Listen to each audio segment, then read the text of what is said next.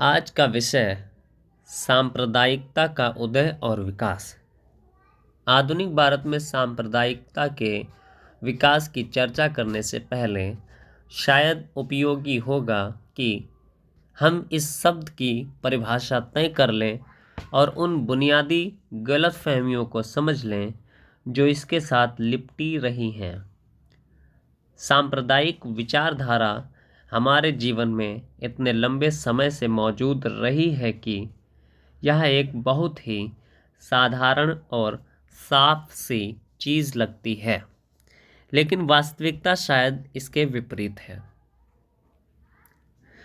सांप्रदायिकता का सांप्रदायिक विचारधारा के 3 तत्व या चरण होते हैं और उनमें एक तारतम्य होता है। इस क्रम में सबसे पहला स्थान इस विश्वास का है कि एक ही धर्म मानने वालों के सांसारिक हित यानी राजनीतिक, आर्थिक, सामाजिक और सांस्कृतिक हित भी एक जैसे ही होते हैं। सांप्रदायिक विचारधारा के उदय का यह पहला आधार है। इसी से धर्म पर आधारित सामाजिक, राजनीतिक समुदायों की धारणा का जन्म होता है। वर्गों, जातीय समूहों, भाषाई, सांस्कृतिक जमायतों, राष्ट्रों या प्रांतों और राज्यों जैसी राजनीतिक क्षेत्रीय इकाइयों के स्थान पर धर्म पर आधारित इन समुदायों को ही भारतीय समाज की बुनियादी इकाइयों के रूप में देखा जाने लगता है।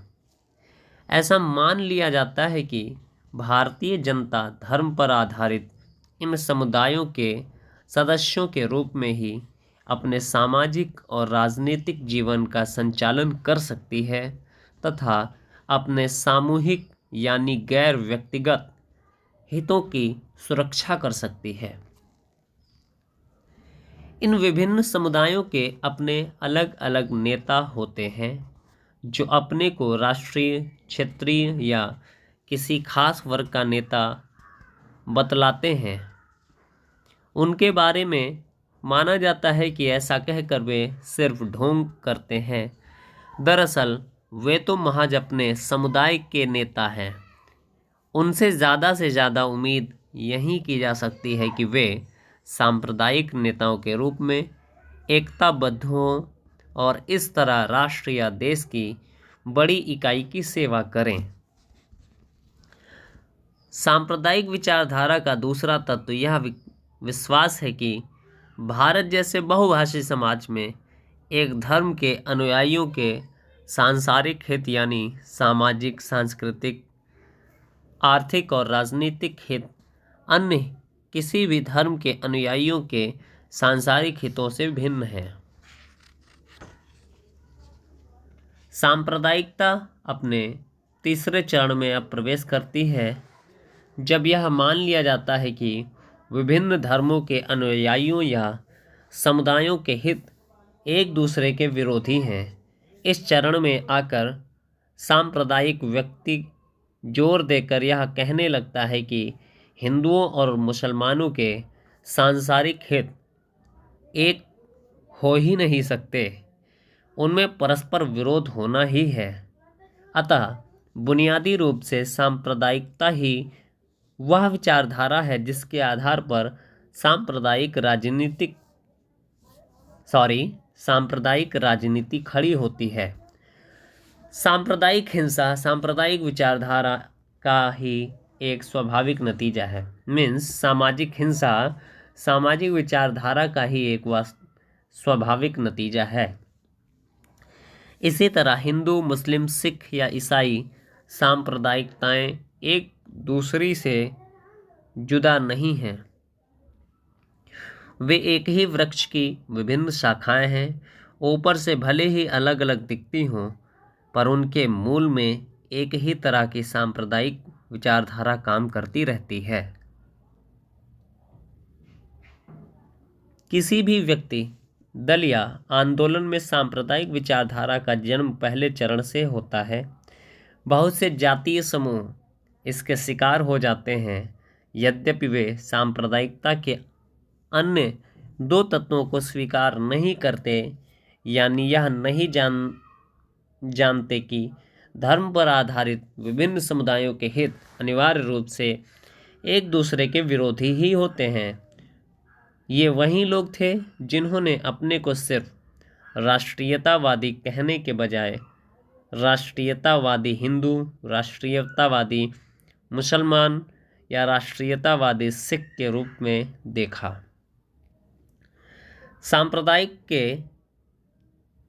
सांप्रदायिकता के दूसरे चरण को उदार सांप्रदायिकता या हाल की लोकप्रिय शब्दावली का प्रयोग करें तो नरमपंथी सांप्रदायिकता कह सकते हैं। उदार सांप्रदायिकतावादी भी मूलतः सांप्रदायिक राजनीति ही कर रहा था,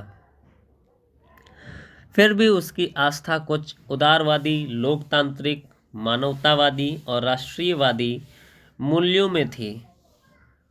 वह या तो मानता था कि भारत का निर्माण ऐसे विभिन्न धर्माधारित समुदायों से हुआ है जिनके अपने अलग अलग और विशेष हित हैं, जिनमें कभी कभी टकराव की भी नौबत आ जाती है।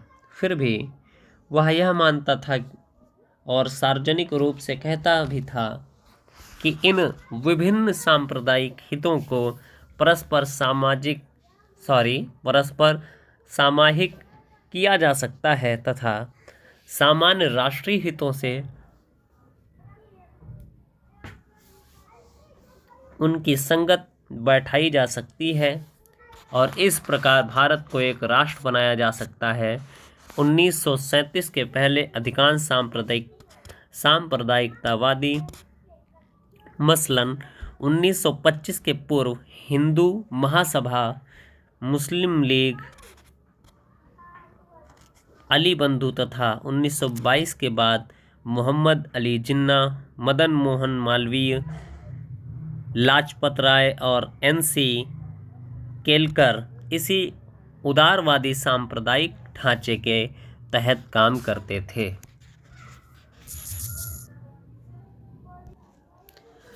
सांप्रदायिकता का तीसरा या अंतिम चरण उपस्थित हुआ उग्रवादी सांप्रदायिकता के उदय के साथ।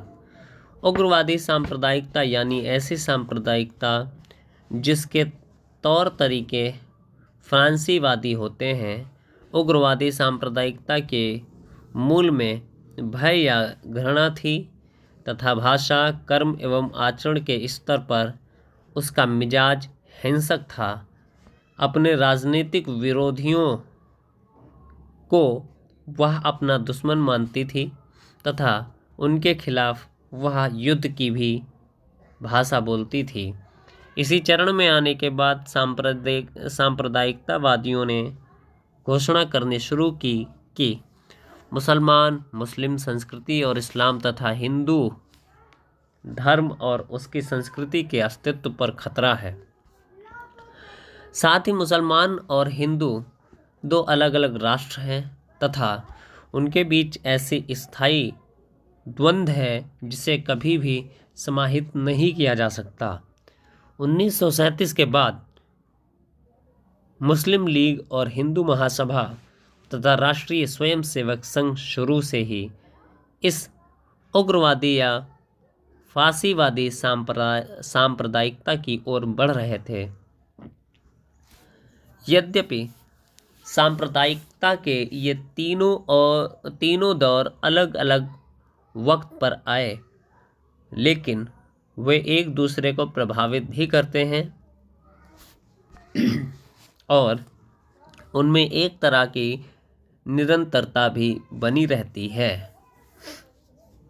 पहले चरण की सांप्रदायिकता ने उदारवादी और उग्रवादी सांप्रदायिकता को मजबूत किया तथा उसके खिलाफ संघर्ष चलाना कठिन कर दिया।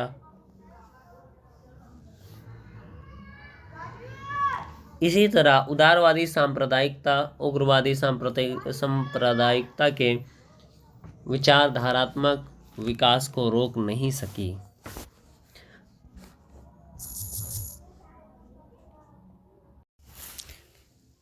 सांप्रदायिक यथार्थ का मतलब। सांप्रदायिकता से जुड़े कुछ और पहलुओं पर भी हमें और गौर करना चाहिए। जब कोई सांप्रदायिकतावादी अपने समुदाय के हितों की रक्षा की बात करता था या उसमें निष्ठा रखता था, तो वास्तविक जीवन में ये हित धर्म के दायरे के बाहर नहीं होते थे। सच तो यह है कि हिंदुओं, मुसलमानों तथा अन्य समुदायों के आर्थिक, राजनीतिक हित एक ही थे और उस स्तर पर उनके बीच कोई सामुदायिक विभाजन नहीं किया जा सकता था। हिंदू या मुसलमान के रूप में राष्ट्रीय स्तर पर या क्षेत्रीय स्तर पर भी उनका कोई अलग अलग राजनीतिक, आर्थिक जीवन नहीं था। क्षेत्र, भाषा, संस्कृति, वर्ग, जाति, सामाजिक हैसियत, सामाजिक परंपराएं, खान पान और पहनावा, इन सभी मामलों में हिंदुओं और मुसलमानों में कोई सामुदायिक एकता नहीं थी, बल्कि अनेक दृष्टियों से बहुत से हिंदू और बहुत से मुसलमान एक दूसरे के नज़दीक थे। जहाँ तक उच्च वर्गीय मुसलमान का सवाल है, उसका जीवन सांस्कृतिक दृष्टि से भी गरीब मुसलमान के बजाय उच्च वर्गीय हिंदू से ज़्यादा करीब था।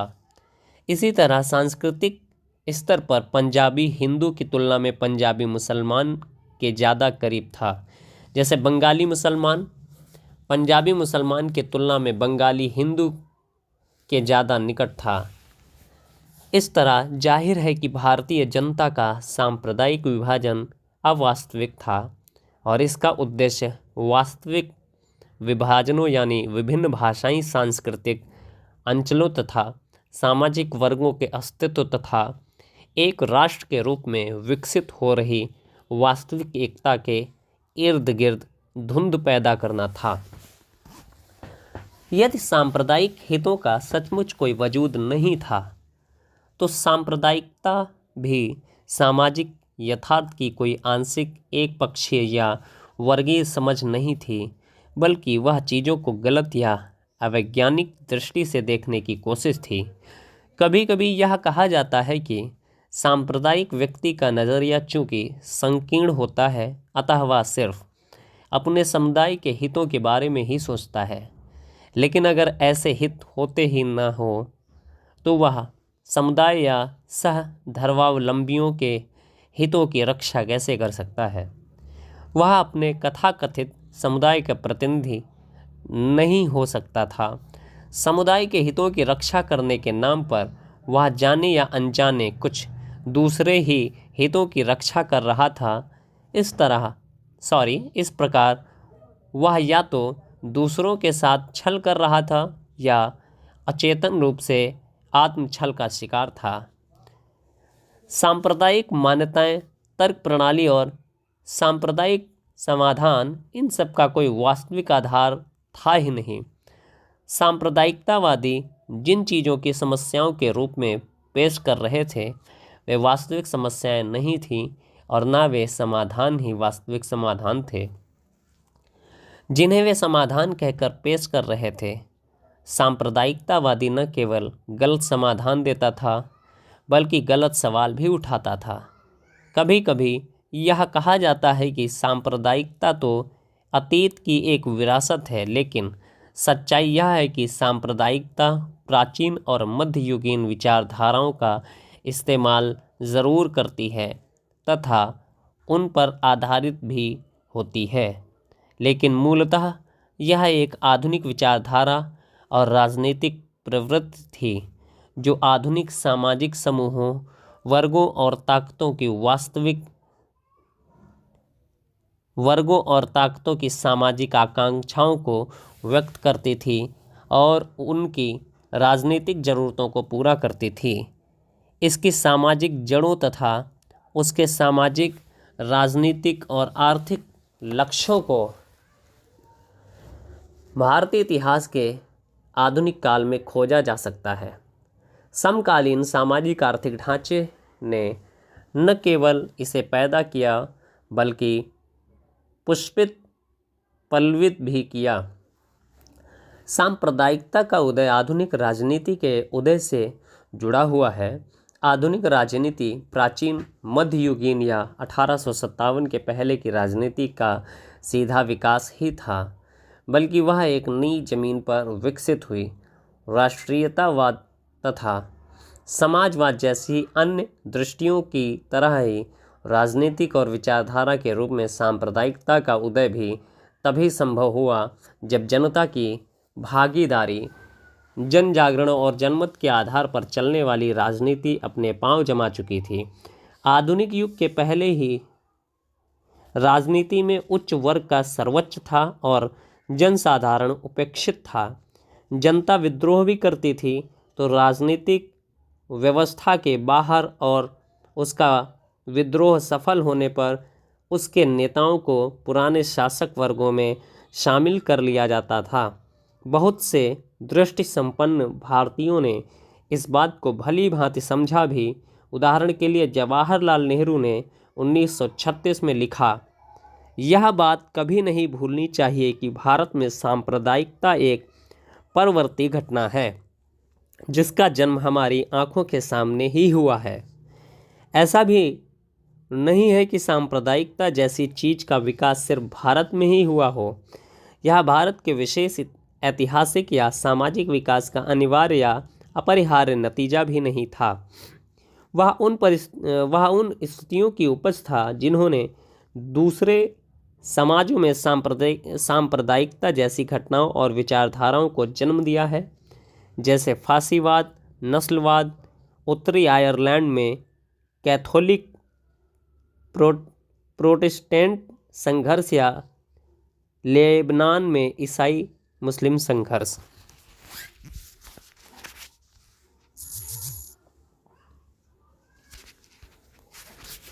उपनिवेशवाद की देन। भारत में सांप्रदायिक चेतना का जन्म उपनिवेशवाद के दबाव तथा उसके खिलाफ संघर्ष करने की जरूरत से उत्पन्न परिवर्तनों के कारण हुआ। विभिन्न अंचलों तथा देश के बढ़ते हुए आर्थिक, राजनीतिक और एकीकरण भारत को एक आधुनिक राष्ट्र बनाने की प्रक्रिया, उपनिवेशवाद तथा भारतीय जनता का बढ़ता हुआ अंतर्विरोध तथा आधुनिक सामाजिक वर्गों एवं उपवर्गों का निर्माण, इन तमाम कारणों से लोगों में अपने साझा हितों को देखने के नए तरीकों की ज़रूरत हुई। संपर्कों और वफादारियों के व्यापक आयामों की खोज तथा नई पहचानों की रचना ज़रूरी हो गई। 19वीं शताब्दी के पूर्वार्ध में जिस नई राजनीति का जन्म हुआ उसके कारण भी यह सब आवश्यक हो गया। आधुनिक राजनीति का आधार ही था अधिक से अधिक भारतीयों में राजनीतिक चेतना पैदा करना तथा उन्हें सक्रिय करना।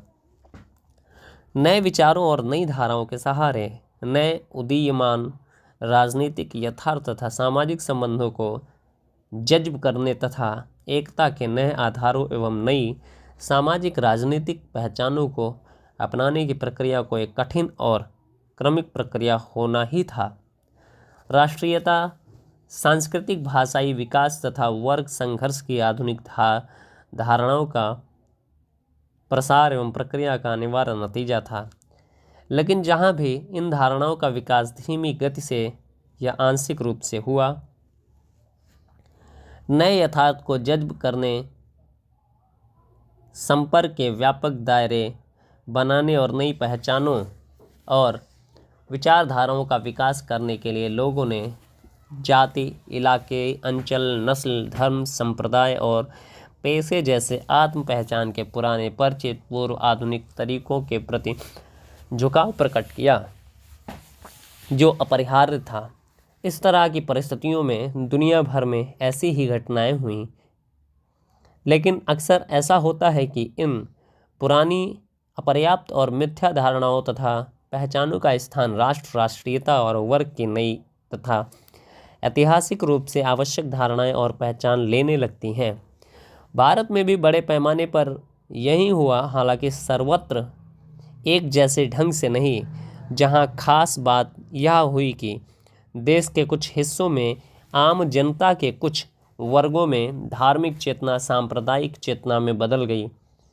भारत में जो स्थिति थी उसकी कुछ बातें इसमें मददगार थीं। इससे समाज के कुछ हिस्सों की ज़रूरतें पूरी होती थी तथा कुछ सामाजिक और राजनीतिक ताकतों को फ़ायदा था। जब सवाल यह उठता है कि 20वीं शताब्दी में सांप्रदायिकता का विकास किन कारणों से संभव हुआ, तत्कालीन स्थिति के कौन से पहलू इसमें मददगार हुए और यह किन सामाजिक वर्गों तथा राजनीतिक ताकतों का हित साधन कर रही थी। यद्यपि भारत में सांप्रदायिकता का विकास अनिवार्य नहीं था, लेकिन यह समझना गलत है कि यह सिर्फ सत्ता लोलुप राजनीतिज्ञों या धूर्त प्रशासकों के षड्यंत्र का नतीजा था। इसकी जड़ें सामाजिक, आर्थिक और राजनीतिक स्थिति में थी जो इसके लिए ज़मीन तैयार कर रही थी और उसके अभाव में यह लंबे समय तक टिक ही नहीं सकती थी।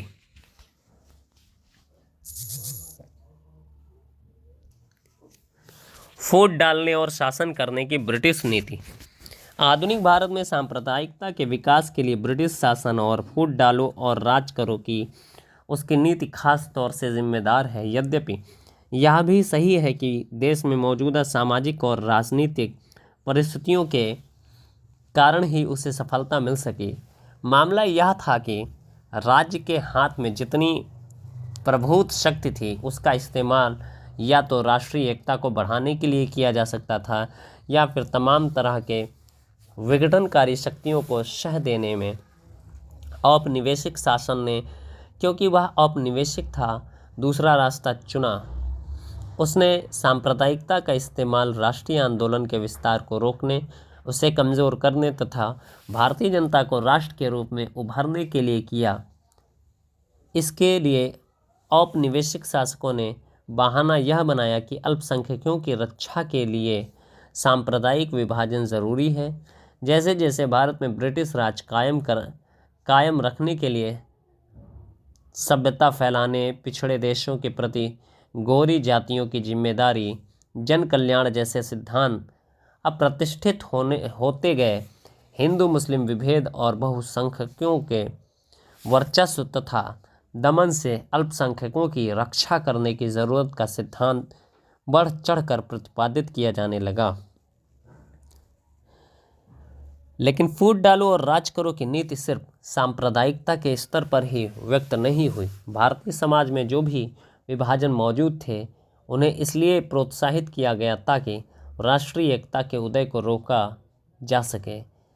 एक अंचल को दूसरे अंचल के खिलाफ, एक प्रांत को दूसरे प्रांत के खिलाफ, एक भाषा को दूसरी भाषा के खिलाफ, सुधारवादियों को पोंगापंथियों के खिलाफ, लड़ाकुओं को नरमपंथियों के खिलाफ, वामपंथियों को दक्षिणपंथियों के खिलाफ और यहाँ तक कि एक वर्ग को दूसरे वर्ग के खिलाफ भिड़ा देने की कोशिश की गई।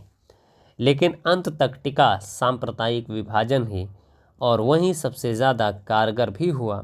वस्तुतः आखिरी दौर में तो यही उपनिवेशवाद का मुख्य स्तंभ बन गया और औपनिवेशिक शासकों ने इसी पर अपना सब कुछ दांव पर लगा दिया। इसमें कोई संदेह नहीं है कि सांप्रदायिकता और औपनिवेशिक हुकूमत का शक्तिशाली समर्थन नहीं मिला होता तो उसका इस हद तक विकास नहीं हुआ होता कि वह देश को दो टुकड़ों में बांट सके। इस अर्थ में सांप्रदायिकता को वह औजार कहा जा सकता है जिसके जरिए मध्य वर्ग की राजनीति को उपनिवेशवाद और जागीरदार वर्गों की सेवा में लगा दिया गया। वस्तुतः सांप्रदायिकता ही वह माध्यम थी जिसका इस्तेमाल कर उपनिवेशवाद अपने सीमित सामाजिक आधारों को मजदूरों, किसानों, मध्य वर्ग और बुर्जुओं वर्ग के कुछ खास हिस्सों तक फैलाने में सफल हो सका। अन्यथा इन लोगों के हित उपनिवेशवाद से पूरी तरह टकराते थे। वे कौन से तरीके थे जिनके जरिए ब्रिटिश हुकूमत ने भारत में सांप्रदायिकता को पाला पोसा? एक, उसने हिंदुओं, मुसलमानों और सिखों को लगातार ऐसे अलग अलग समुदायों का दर्जा दिया जिसकी सामाजिक राजनीति पहचान में कुछ भी साझा नहीं था। बताया गया कि भारत ना तो एक राष्ट्र है, ना राष्ट्र के रूप में उसका विकास हो रहा है, और न वह विभिन्न जातीयताओं का समुच्चय है। उसका गठन तो धर्म पर आधारित ऐसे समुदायों से हुआ है जिनके हित आपस में टकराते हैं। दो सांप्रदायिकतावादियों को सरकारी संरक्षण और रियायतें दी गईं। तीन सांप्रदायिक पत्रों, व्यक्तियों और आंदोलनों के प्रति असाधारण सहिष्णुता दिखलाई गई। चार सांप्रदायिक मांगों को तुरंत स्वीकार कर लिया जाता था और इस तरह सांप्रदायिक संगठनों को राजनीतिक मजबूती दी जाती थी तथा लोगों पर उनकी पकड़ बनी रहती थी। उदाहरण के लिए 1888 से 1905 तक कांग्रेस अपनी एक भी मांग मंजूर नहीं करा सकी, जबकि मुस्लिम लीग ने 1906 में वायसराय के समक्ष अपनी सांप्रदायिक मांगें रखी ही थी कि उन्हें मान लिया गया। इसी तरह 1932 में अंग्रेजों ने, जिसे कम्युनल अवार्ड कहा जाता है, उसके माध्यम से उसकी तमाम मुख्य सांप्रदायिक मांगें मंजूर कर ली। द्वितीय विश्व युद्ध के दौरान मुस्लिम सांप्रदायिकतावादियों को पूरी छूट दी गई कि वे अपनी राजनीतिक जमीन मजबूत करें। 5 ब्रिटिश सरकार सांप्रदायिक संगठनों और नेताओं को उनके कथाकथित समुदायों के प्रामाणिक प्रवक्ता के रूप में तत्काल स्वीकार कर लेती थी, जबकि राष्ट्रवादी नेताओं को एक छोटे से वर्ग या विशिष्ट वर्ग का प्रतिनिधि माना जाता था। 6 सांप्रदायिक आधार पर बनाए गए चुनाव क्षेत्रों में, जिनकी चर्चा अगले अध्याय में की जाएगी, सांप्रदायिक राजनीति के विकास में महत्वपूर्ण औजार का काम किया। अंततः औपनिवेशिक हुकूमत ने सांप्रदायिकता को इस तरह भी बढ़ावा दिया कि उसके खिलाफ कोई कार्रवाई न करने की नीति ही बना ली। सांप्रदायिकता के विस्तार को रोकने के लिए कुछ खास कदम उठाना जरूरी था और यह सरकार ही कर सकती थी। चूंकि वे कदम नहीं उठाए गए, अतः उसे अप्रत्यक्ष रूप से प्रोत्साहन ही मिला। पत्र पत्रिकाओं, पर्चों, पुस्तिकाओं, किताबों, सार्वजनिक मंचों और अफवाहों के जरिए जो सांप्रदायिक घृणा फैलाई जा रही थी, उसके खिलाफ सरकार ने कोई कार्रवाई नहीं की, जबकि राष्ट्रवादी पत्र पत्रिकाओं, साहित्य प्रचार आदि का तेजी से दमन किया गया। और तो और सरकार ने सांप्रदायिक नेताओं, बुद्धिजीवियों और सरकारी कर्मचारियों को तरह तरह की उपाधियों, लाभ के पदों, ऊंची तनख्वाह आदि से विभूषित किया।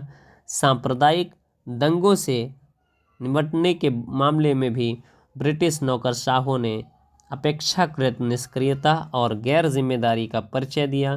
दंगों को रोकने में फुर्ती नहीं दिखाई जाती थी और राष्ट्रीयतावादी तथा जन प्रतिवाद के अन्य आंदोलनों को रोकने के लिए तो निवारक कदम उठाए जाते थे, पर सांप्रदायिक तनाव को बढ़ने दिया जाता था।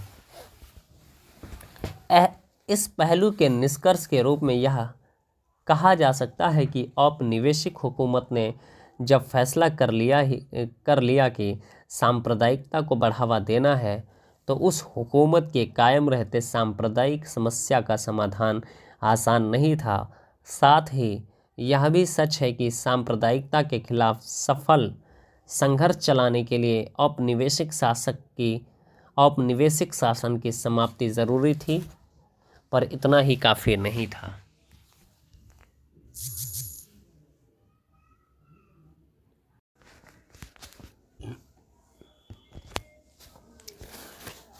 सामान्य अंग्रेजी एवं विधिक भाषा। प्रश्न 1, भाषा से आप क्या समझते हैं? भाषा का विधि के अध्ययन में क्या महत्व है, स्पष्ट करें। What do you understand by language?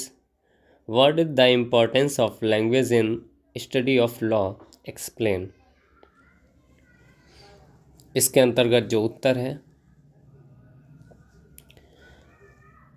भाषा व्यक्ति की भावनाओं को अभिव्यक्त करने का एक अनोखा माध्यम भाषा है।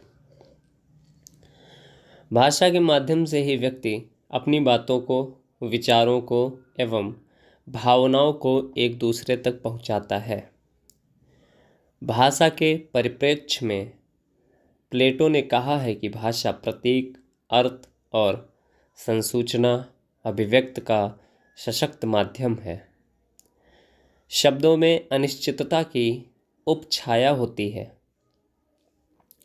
फिर भी भाषा विधि का माध्यम है। प्रमाणवाद के प्रवर्तक जेरमी बेंथम ने भाषा एवं विधि के पारस्परिक संबंध के प्रति जागरूकता जगाने का प्रयास किया। बेंथम ने 18वीं शताब्दी में प्रचलित अतिविस्तार, व्यतिरिक्तता और जटिलता से बोझिल आरेखण कला से ग्रसित संविधि की आलोचना की। बेंथम के विचारों से भाषा संक्षेपण एवं सरलीकरण को प्रोत्साहन मिला। विधि के अध्ययन में भाषा का महत्व। विधि को भाषा के माध्यम से निर्मित किया जाता है और तर्क इससे नियंत्रित होता है। अधिवक्ताओं का कार्य शब्दों के साथ जुड़ा है।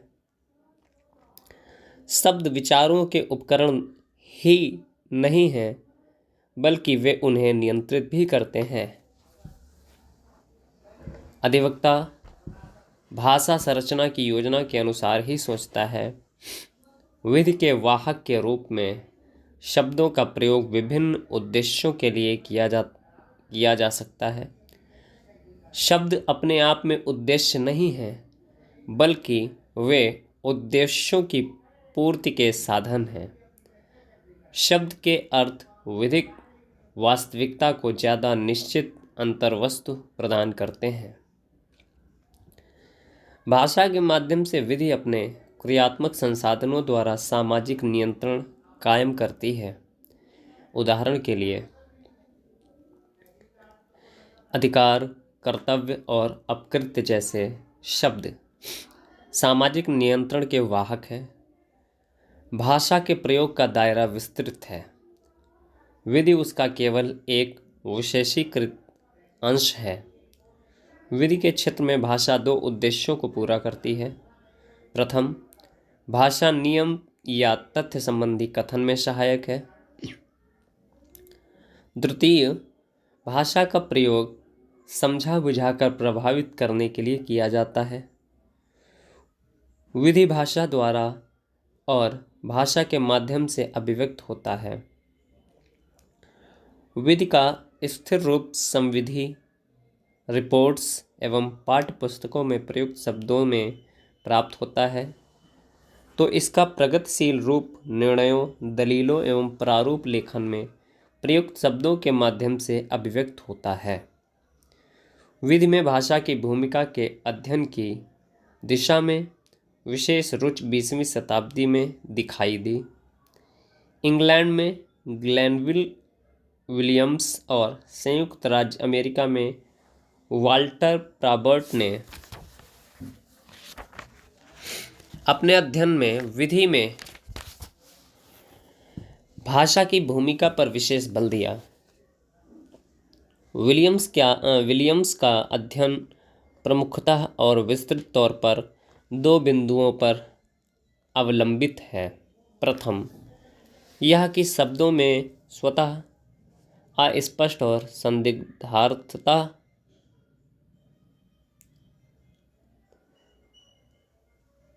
यह कि अनेक शब्दों या पदों की प्रकृति संवेगात्मक या मनोभाव उत्पन्न करने वाली है।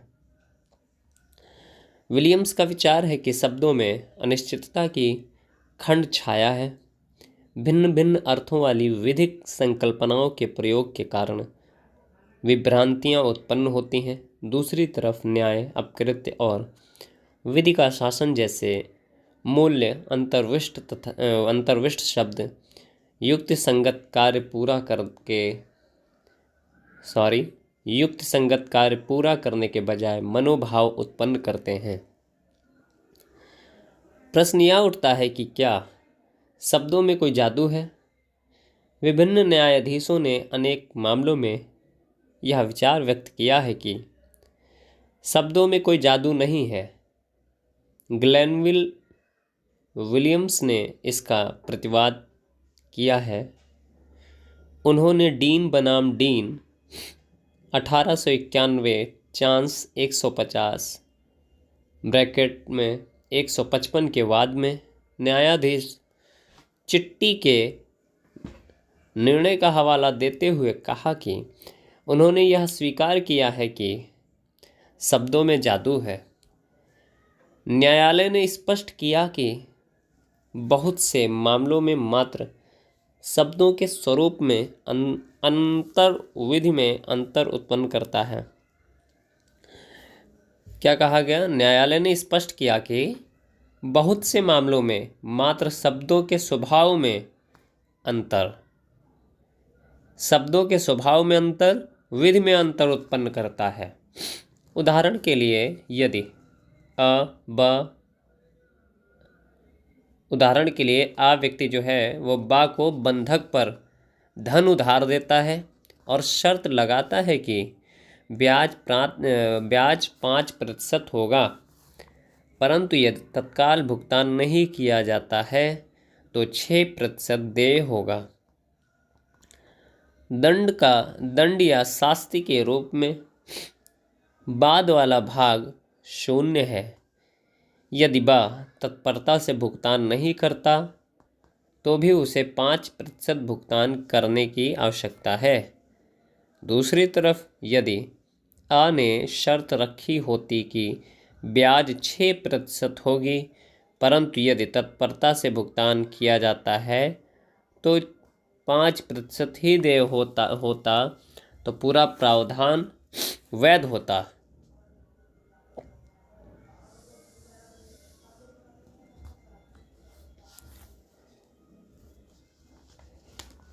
अब देखेंगे एक प्रश्न दूसरा है, विधिक भाषा से आप क्या समझते हैं? भारत में विधिक भाषा की क्या समस्या है, स्पष्ट करें। विधिक भाषा, लीगल लैंग्वेज।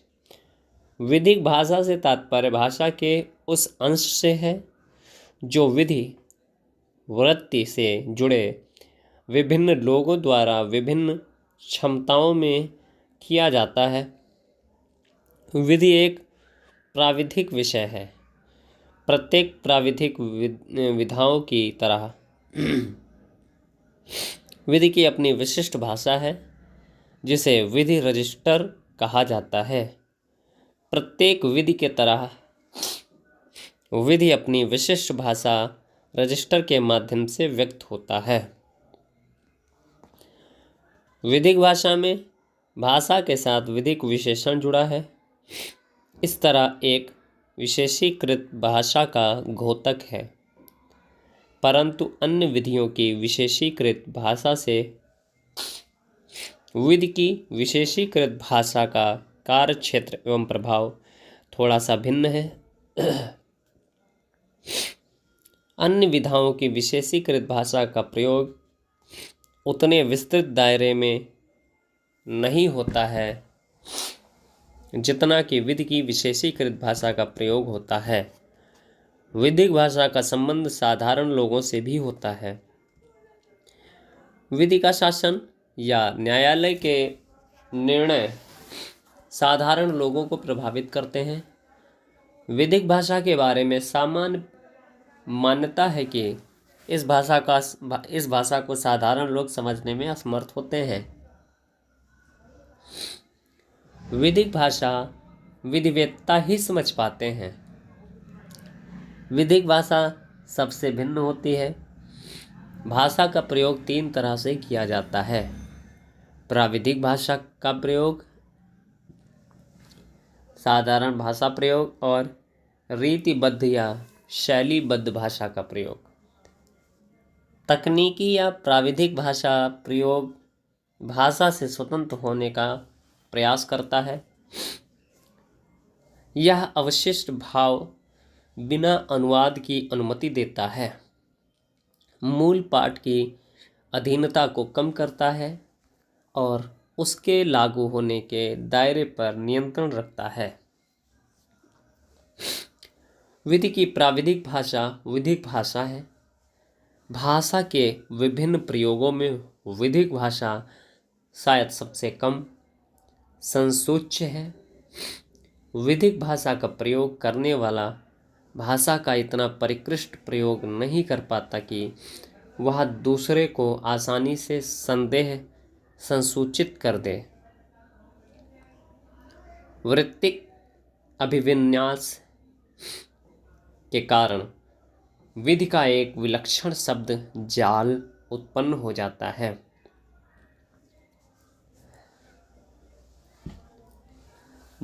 जी विलियम्स ने विधिक भाषा के संबंध में स्पष्ट किया है कि विधिक भाषा सहित तकनीकी भाषा का अर्थ विशेष वर्ग के लोगों में प्रचलित भाषा है। विधिक भाषा विधिक अर्थ विधिवेत्ताओं की ओर से विनिश्चय का घोतक है, जो शब्दों को एक विशेष प्रकार से यह जानते हुए पढ़ते हैं कि उनका प्रयोग करने वाले यह अर्थ संसूचित नहीं करना चाहते थे। जो अर्थ विधिवेत्ता निकाल रहे हैं, विधिक वृत्ति में भाषा संसूचना का मात्र माध्यम न होकर विधि का माध्यम और इससे भी आगे वह स्वयं विधि बन जाती है।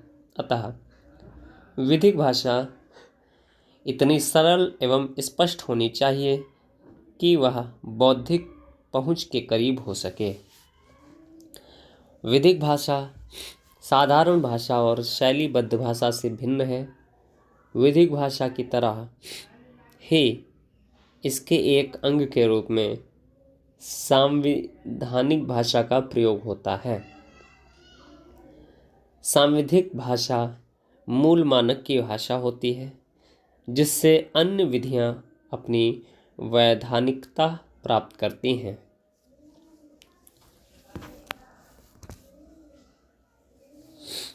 विधिक भाषा का प्रभाव। विधिक भाषा के संपर्क अथवा प्रभाव में विभिन्न तरह के लोग सम्मिलित हैं। इनसे कुछ लोग ऐसे हैं जो अनिवार्यतः विधिक हैं और कुछ ऐसे लोग हैं जो अनिवार्यतः विधिज्ञ न होकर विधि के ज्ञान का अभाव रखते हैं। विधि के क्षेत्र में संसूचनाएं पंच आयामी है। प्रथम आयाम विधि के निर्माताओं द्वारा विधि का निर्वचन कर उसे लागू करने वाले न्यायाधीशों और उसमें सहायक विधि सलाहकारों को संविधि संसूचित करता है। विधि निर्माता अनिवार्यतः विधि के लोग न होने के कारण विधि के रहस्यों में पहल नहीं कर सकते हैं। इसे एक तरफा संसूचना माना जाता है, जो संविधि कहा जाता है। संविधि की भाषा तकनीकी होती है, जिस पर विधि निर्माताओं का वश नहीं रहता है। विधि निर्माताओं का आशय क्या है, यह प्रारूप लेखकों द्वारा तकनीकी भाषा में संसूचित करने का प्रयास किया जाता है। संसूचना का दूसरा आयाम न्यायाधीशों और विधि सलाहकारों के बीच होने वाले संव्यवहार हैं। ये अनौपचारिक या औपचारिक हो सकते हैं। न्यायालय में न्यायाधीश और अधिवक्ता के बीच विचारों का आदान प्रदान हो सकता है। न्यायाधीश के संबोधन के माध्यम से दो अधिवक्ताओं में विचारों का आदान प्रदान हो सकता है। ये विचारों के आदान प्रदान ज़्यादा तकनीकी नहीं होते हैं और इसलिए भाषा थोड़ी सरल होती है, परंतु अधिवक्ताओं द्वारा दाखिल वादसार और न्यायाधीशों द्वारा लिखित निर्णय ज़्यादा प्रारूपिक होते हैं, अतः उनकी भाषा ज़्यादा तकनीकी होती है। संसूचना का तीसरा आयाम अनौपचारिक विचार विमर्श का है, जिसमें न्यायाधीश कक्ष में दो या दो से अधिक न्यायाधीशों के बीच विचार विमर्श अथवा दो या दो से ज़्यादा अधिवक्ताओं के बीच उनके दफ्तर में किया गया विचार विमर्श अथवा विधियों के बीच विधिशास्त्रीय विचार विमर्श सम्मिलित है। संसूचना का यह प्रारूप कम अनौपचारिक होते हुए भी प्रमुखतः तकनीकी होता है। संसूचना का चौथा आयाम सामान्य नागरिक और विधि सलाहकार के बीच होने वाला विचार विमर्श है। सामान्य मुवक्किल की भाषा साधारण होती है।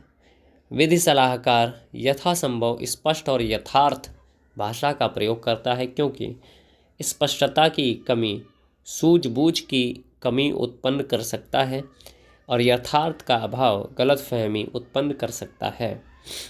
संसूचना का अंतिम और पांचवा आयाम सामान्य नागरिकों के बीच समव्यवहार है, जो संविदा, वसीयत, उपविधि और संसूचनाओं में व्यक्त होते हैं। भारत में विधिक भाषा की विशेष समस्या। भारतीय विधिक व्यवस्था देशज विकास पर आधारित न होकर ब्रिटिश एंग्लो सैक्सन विधिक व्यवस्था पर अवलंबित है। भारत में विधिक भाषा की एक समस्या, या यूँ कहें कि सबसे बड़ी समस्या, इस कारण है कि संविधान निर्माण करने वालों ने शब्दों के विधिक अर्थों में निश्चितता सुनिश्चित करने के बजाय राजनीतिक संरचना पर ज़्यादा ध्यान दिया। संविधान किसी भी देश की मूल विधि है। जॉन ब्रिंघम ने कहा कि संविधान को इसके शब्द शास्त्र और एकल परिपाटी के आधार पर एक भाषा के रूप में वर्णित किया जा सकता है। इसे मात्र एक विशिष्ट संस्थापन में अंग्रेजी का प्रयोग नहीं कहा जा सकता है। संविधान में वर्तमान शब्दशास्त्रीय संबंध एक वृत्तिक भाषा चित्रित करते हैं, जो कम से कम सर्वोच्च अपीलीय स्तर पर प्रारूपिक भाषा की जगह स्वाभाविक गुण रखता है। भारतीय संविधान में कुछ विश्वजनीन शब्दावलियाँ प्रयुक्त की गई हैं, जैसे अंतर्राष्ट्रीय व्यापार या आयात या निर्यात की चर्चा में माल आदि। कुछ शब्द अस्पष्ट अर्थ वाले सम्मिलित किए गए, जैसे लोक व्यवस्था, लोकहित, युक्त, निर्बंधन, शालीनता और नैतिकता, प्रतिकर आदि। कुछ भावार्थ ऐसे हैं जिनकी व्याख्या निश्चित नहीं हो सकती है। उदाहरण के लिए, सामाजिक एवं शैक्षिक रूप से पिछड़ा वर्ग, विधि द्वारा निर्धारित प्रक्रिया आदि। कुछ भावार्थ ऐसे प्रयुक्त हुए हैं जिनका शाब्दिक अर्थ राजनीतिक अर्थ है।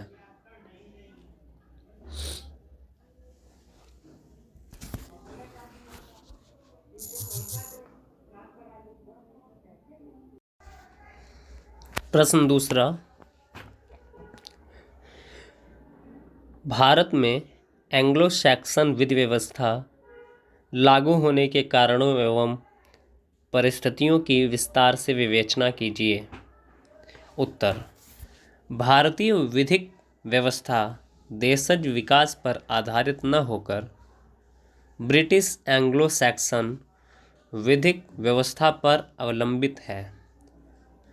विधिक भाषा के साथ अंग्रेजी पृष्ठभूमि में विकसित भाषा अन्योन्याश्रित रूप से जुड़ी है। अंग्रेजी की उत्पत्ति एंग्लो सैक्सन भाषा से हुई है, जिसमें केल्ट और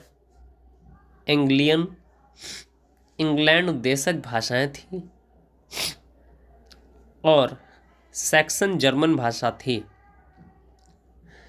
जिस तरह संस्कृत वैदिक और लौकिक थी, उसी तरह जर्मन भाषा भी हायर और लोअर जर्मन थी। अंग्रेजी भाषा की उत्पत्ति मुख्यतः लोअर जर्मन भाषा से विकसित हुई है। यूरोप में प्रचलित ट्यूटानिक और रोमांस दोनों कुलों की विभिन्न भाषाओं के शब्दों का सम्मिश्रण अंग्रेजी भाषा में हुआ। परिणामतः ट्यूटानिक कुल की जर्मन, स्वीडिश, नॉर्वेजियन, डच एवं क्रोएशियन भाषाओं के शब्दों के साथ साथ रोमन कुल की फ्रेंच, इटालियन और स्पेनिश भाषाओं के भी शब्द अंग्रेजी भाषा में अपनाए गए। विशिष्टतः लैटिन, जर्मन एवं फ्रेंच शब्दों के प्रयोग से अंग्रेजी भाषा के उन देशों के लिए भी कठिन और सम्यक संसूचना में दिक्कत पैदा करने वाली साबित हो रही है, और जो अंग्रेजी भाषा को पूर्णतः आत्मसात किए हुए है। भाषा विज्ञान, अर्थविज्ञान एवं संज्ञा मीमांसा के माध्यम से विधिक भाषा की जटिलता को कम करने तथा उससे उत्पन्न गुत्थियों को समझने का प्रयास किया जा रहा है। ऐसी स्थिति में विदेशी भाषा पर आधारित विधिक भाषा का भारत में समस्या मूलक होना अवश्यंभावी बन जाता है।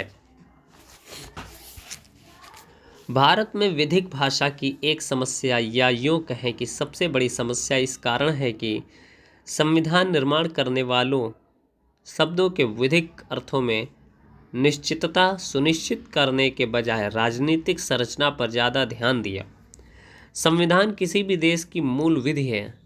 जॉन ब्रिंघम ने कहा है कि संविधान को इसके शब्द शास्त्र और एकल परिपाटी के आधार पर एक भाषा के रूप में वर्णित किया जा सकता है। इसे मात्र एक विशिष्ट संस्थापन में अंग्रेजी का प्रयोग नहीं कहा जा सकता है। संविधान में वर्तमान शब्दशास्त्रीय संबंध एक व्यक्तिक भाषा चित्रित करते हैं जो कम से कम सर्वोच्च न्यायालय अपीलीय स्तर पर प्रारूपिक भाषा की जगह स्वाभाविक गुण रखता है।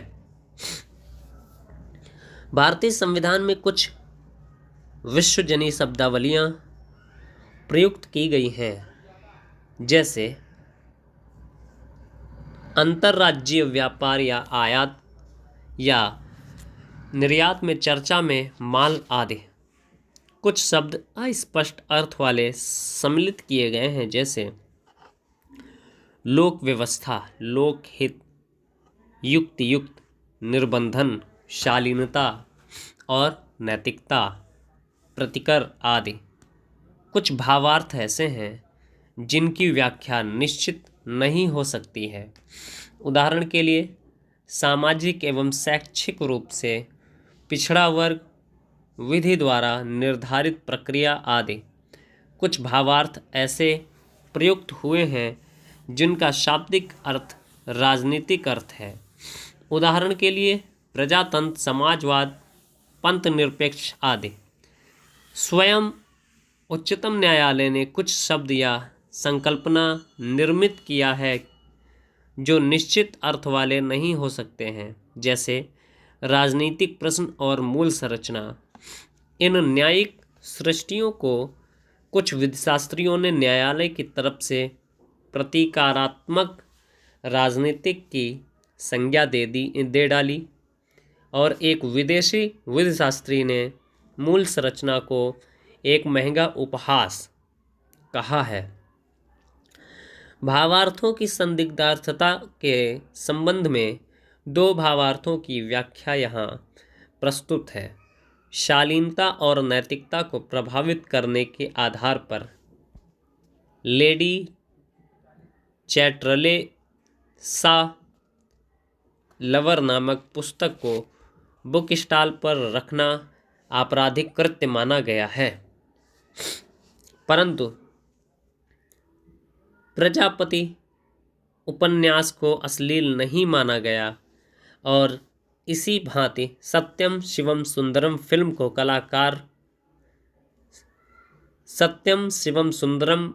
को कलात्मक माना गया, और बारबी आर्ट इंटरनेशनल बनाम ओम प्रकाश सिंह हून 1996 4 SCC 1 के मामले में बैंडिट क्वीन फिल्म को अश्लीलता की बजाय जुगुप्सा और वितृष्णा उत्पन्न करने वाला माना गया।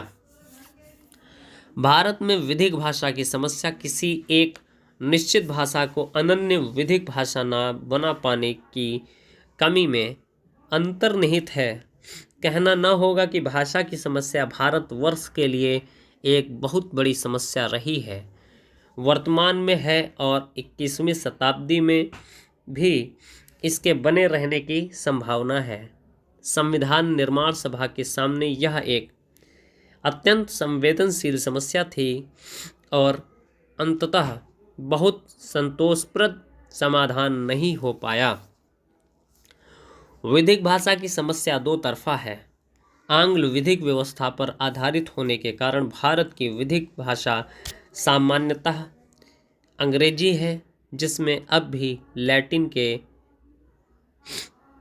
आईपीएसओ, फैक्टो, सुओ, मोटो, एब इंटिंटो आदि शब्दों का प्रयोग एवं मुहावरों तथा सूत्रों का प्रचलन है। तकनीकी भाषा होने के कारण विधिक अंग्रेजी भाषा भारतीयों के लिए असहज है, परंतु इसका प्रयोग छोड़ा नहीं जा सकता है।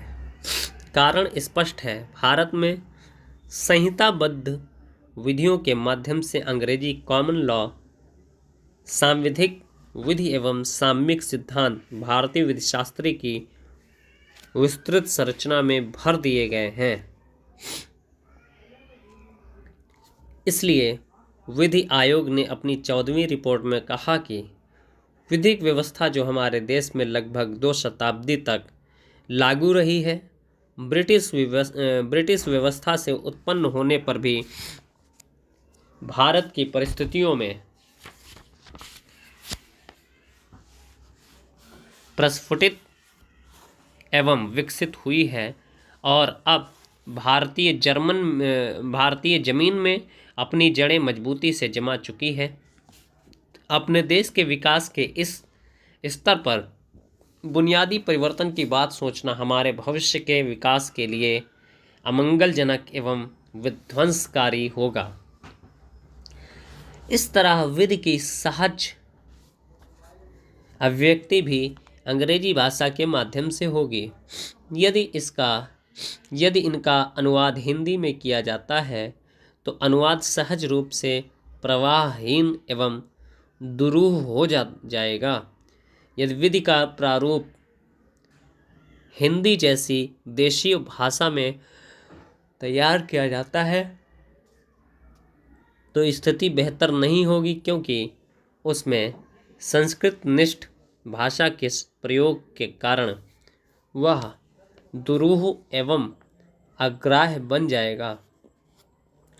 अंग्रेजी तथा लैटिन के सहज रूप में प्रयुक्त होने वाले भावार्थों का जब संस्कृत निष्ठ अनुवाद होता है तो वह दुरूह हो जाता है। जैसे इनवॉइडेबल का हिंदी अनुवाद अनित्क्रमणीय या इम्प्रॉबेबल का हिंदू अनुवाद अनित संभाव्य किया गया है।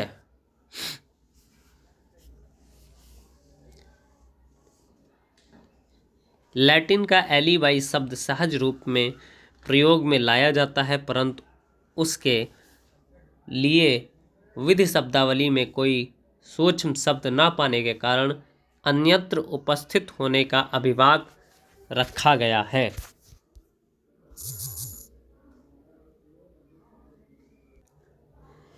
कुछ शब्दों में समरूपता के कारण समस्या हो सकती है। उदाहरण के लिए अवमान, कंटेम्प्ट और अपमान दोनों शब्द समानार्थी हैं, परंतु अवमान का प्रयोग न्यायालय या सदन के किसी सदन के अपमान के लिए किया जाता है, जबकि अपमान का प्रयोग सामान्य अनादर के लिए किया जाता है। भारत में ब्रिटिश शासन के साथ ब्रिटिश न्याय प्रणाली लागू हुई। न्याय प्रशासन में मुकदमा के पक्षकारों के हितों के संरक्षण के लिए विधि में न्याय प्रशासन में मुकदमा के पक्षकारों के हितों के संरक्षण के लिए विधि में प्रशिक्षित सलाहकारों की आवश्यकता महसूस हुई। विधि विधा के रूप में अध्यापन के लिए सन 1957 में 3 मेट्रोपॉलिटन शहरों में विश्वविद्यालयों की स्थापना के साथ ध्यान दिया गया तथा अन्य विधाओं की शिक्षा देने वाली संस्थाओं को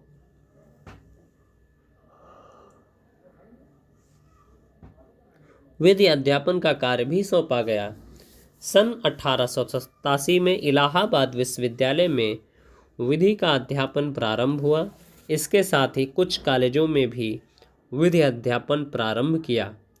पटना लॉ कॉलेज और रॉबिन्स लॉ कॉलेजों में 1891 में बीएल की कक्षाएं प्रारंभ की गईं। एलएलबी और बीएल डिग्री केवल वकालत पेशा के लिए एक लाइसेंस थी। स्वतंत्रता की प्राप्ति के बाद विधिक शिक्षा पर विशेष ध्यान दिया गया। इस समय तक विधि की भाषा अंग्रेजी थी और विधि शिक्षा और परीक्षा का भी अंग्रेजी थी। विधि अध्यापन के लिए विश्वविद्यालयों एवं कॉलेजों की बहुलता एवं विद्यार्थियों की संख्या में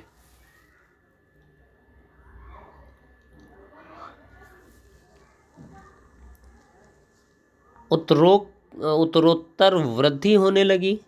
संविधान में हिंदी को राजभाषा घोषित किया गया और राज्यों को छूट दी गई कि वे क्षेत्रीय भाषा या हिंदी को राजकाज की भाषा के रूप में अपना सकते हैं।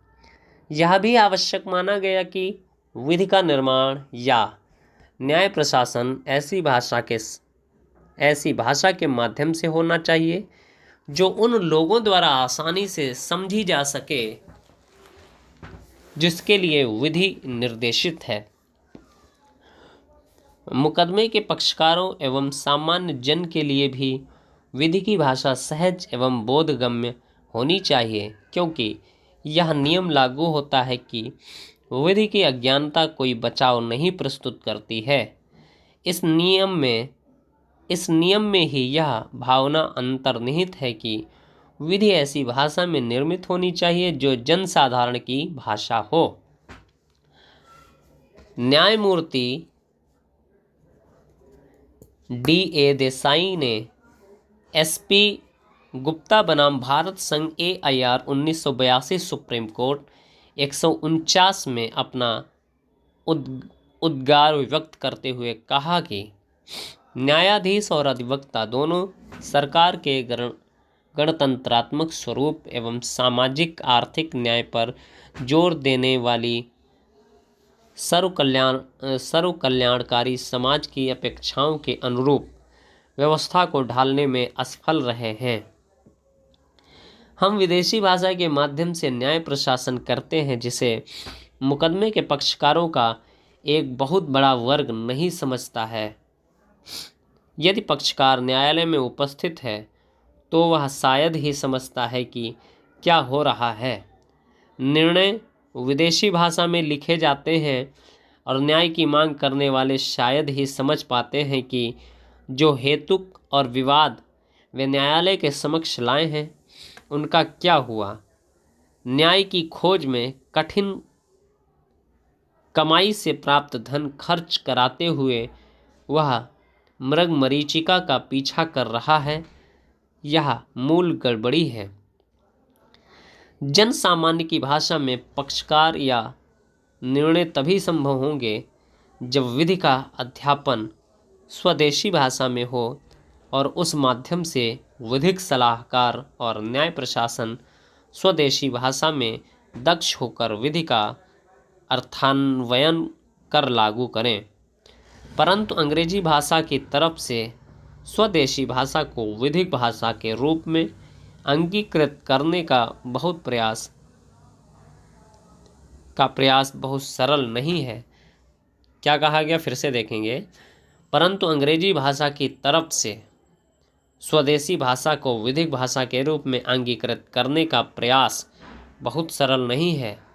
स्वतंत्रता प्राप्ति की अर्धशती के बाद भी विधायी कृत्यों का अधिकांश भाग तथा न्याय प्रशासन का अधिकांशतः कार्य अंग्रेजी माध्यम से हो रहा है। अंग्रेजी को विधिक भाषा की स्थिति से एक झटके के साथ अपदस्थ करना सरल कार्य नहीं है। भारत में विधिक भाषा की समस्या न्याय प्रशासन प्रणाली के अंतर्निहित तत्वों की अपेक्षा और समय की पुकार के अनुसार देशज विकास के बीच झूल रही है। किसी न किसी रूप में अंग्रेजी भाषा के महत्व को स्वीकार करना पड़ा है। Doctor M.R. माधव मेनन ने इस प्रवृत्ति एवं आवश्यकता के 6 कारण इंगित किए हैं। पहला कारण देखेंगे हम। विधि की भाषा सामान्यतः समझी जाने वाली अंग्रेजी ही नहीं है, बल्कि यथार्थ रूप में तकनीकी शब्दों, परिस्थितिजन्य अर्थों, संश्लिष्ट प्रक्रियात्मक व्यवस्था की प्रणाली है। यह कम से कम विधियों के बीच कतिपय विधि मूलक विशेष लक्षणों और न्याय के गुण के अलक्षित गुत्थियों की अनूठी शैली है। दूसरा कारण, भारत में भाषाई आधार पर राज्यों के पुनर्गठन के पश्चात भारत में भाषा की समस्या संवेगात्मक रंग हासिल कर चुकी है। यही नहीं, पर्याप्त संख्या में राज्यों ने अंग्रेजी को सुविधाजनक संपर्क भाषा के रूप में स्वीकार किया है। तीसरा कारण, हिंदी के साथ अंग्रेजी सह राजभाषा की हैसियत बनाते हुए और उच्च शिक्षा का माध्यम प्राप्त अंग्रेजी है। निर्णीतानुसरण पर आधारित कॉमन लॉ प्रणाली का विधिशास्त्री पूर्व निर्णयों पर बहुत ज़्यादा अवलंबित है, जो केवल अंग्रेजी में उपलब्ध है। पांचवा कारण, सर्वोच्च संघीय स्तर पर न्यायाधीश देश के सभी भागों से नियुक्त होते हैं और उनके लिए अंग्रेजी भाषा को छोड़कर अन्य किसी भाषा में न्यायिक कार्य पूरा करने में अंतर्निहित परेशानी है। छठा कारण, हिंदी या अन्य क्षेत्रीय भाषाओं में अब भी विधिक साहित्य बहुत कम है और अनुवाद चाहे जितना ही अच्छी तरह संपन्न हो, भाषा के मानक की संसूचना में गंभीर समस्या से भरा है। तो ये 6 कारण हैं।